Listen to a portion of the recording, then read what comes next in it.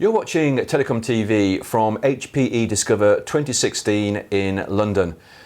I'm joined now by Bala, Thekkedath, who is Director of Portfolio Marketing at Telecommunications at Hewlett Packard Enterprise. Bala, thanks for joining us on TelecomTV, and very nice to meet you. Thank you. Now, we're going to be talking about the practicalities around the introduction of 5G by telcos. Firstly, what do you think needs to change in today's mobile networks to prepare for the adoption of 5G services? I think there are a couple of things that need to happen. One is, of course, there's a lot of work happening in the radio interface side in terms of increasing the download speeds and the upload speeds, and improving on the latency requirements. So there's that entire stream of work happening. The other part that is happening is 5G is going to be about coexistence of a lot of existing technology. So there's work happening in making sure that different access mechanisms are getting together in a common way so that services have ubiquitous access to connectivity. And then the third thing is the core network architecture itself is becoming much more cloud native, as opposed to individual functions that are located at very specific locations. It's being much more fluid in terms of where compute is happening, where storage is happening. So the entire core network is becoming cloud native. So that, I think, will be a key requirement to ensuring that 5G services can be rolled out on a 5G network. Now, we've got really high expectations of 5G and what 5G can deliver. But do you think one network can support the many diverse use cases that we're hopefully going to see with 5G? I think the answer is one network has to support it, because there are not it's not really practical to have a different network for different applications or different services. So one network has to support it. The key would be in making sure there's a way to allocate resources within that network, and maybe isolate and slice that network in multiple ways for different applications. So each application can believe it has a complete control over that entire network. And that has been something that's been talked about a lot in terms of network slicing. But eventually it has to be the same infrastructure that support multiple applications. Now, there's a lot of pressure to develop 5G as fast as possible, to roll out as fast as possible. We're going to see vendors release equipment and products that are 5G ready or 5G enabled or pre-5G before the final standards are all sorted out. Yeah. Is this an approach that HPE might take? Absolutely. I think we are already laying the foundation for moving to a 5G network. All the work that we have done with SDN, with NFV, they are all precursors to what is going to be the core network for 5G. So in terms of, yes, there is a lot of things that are still not settled when it comes to the actual physical radio interfaces and the air interfaces. There's work ongoing there. The risk there is much more in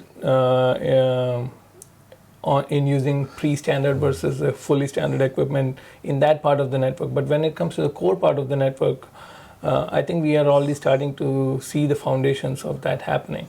The use of compute everywhere, the programmability in the network, the use of analytics embedded into making decisions. These are all going to be integral parts of that 5G core network, and we are already starting to see that. So you can call it pre-G or 5G ready or pre-5G. It's pretty much the same.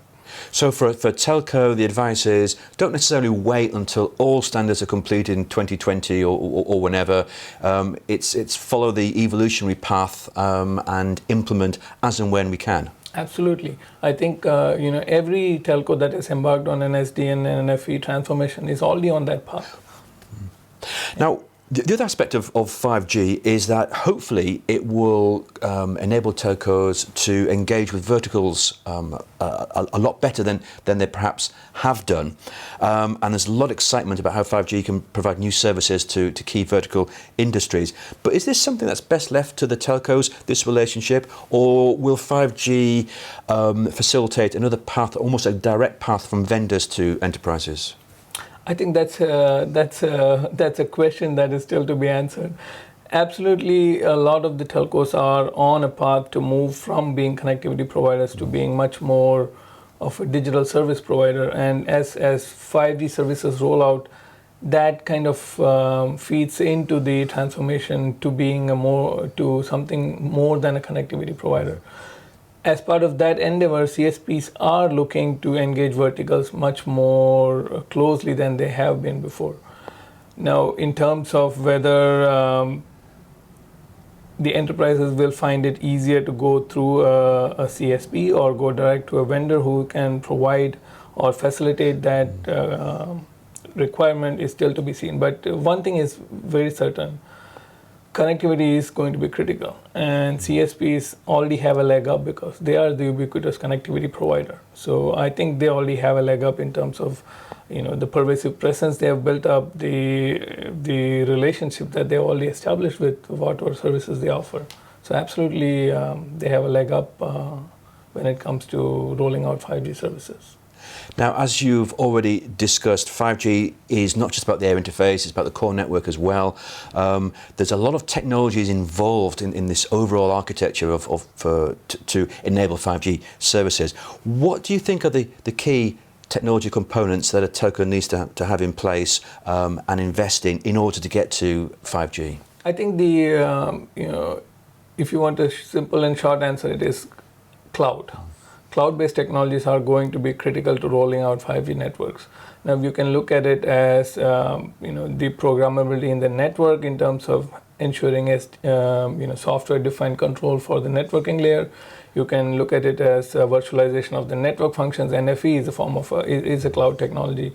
So NFV, SDN.